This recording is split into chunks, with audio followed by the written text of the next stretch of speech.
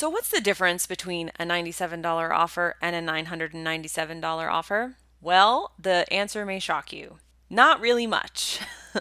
So here's the funny thing about selling info products. You can sell the same information at different price points because it's not really about the information. It's about the curation of it. So let me give you an example. Let's say I was going to teach you how to write a webinar.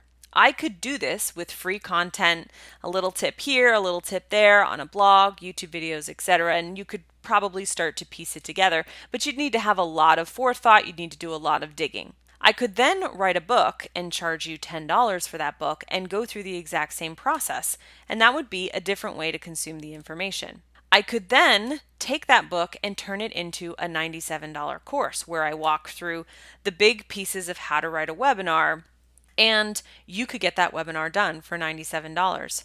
I could also charge $997. And at that point, I could work with you to help you do the webinar. And I could also think of all the things you're going to need before the webinar and after the webinar and offer you that as well. So I think where people get tripped up is they think that the price determines how long something is or how complete something is. There's a little bit of truth to that in that if you're going to sell a program for $997, you are competing with a lot of business in a box type programs. So you really do have to have a complete solution. But a lot of times the price of the offer is determined by where in the customer journey you're trying to get more customers. If you really need to sell a higher ticket offer to get more cash injection, you're going to want to build a higher ticket program. If, on the other hand, you need a lot of new customers, or let's say you're on a lot of podcasts and you need people to be able to download something that's a little bit less expensive, you might put some incredible teaching and put it at a $97 price point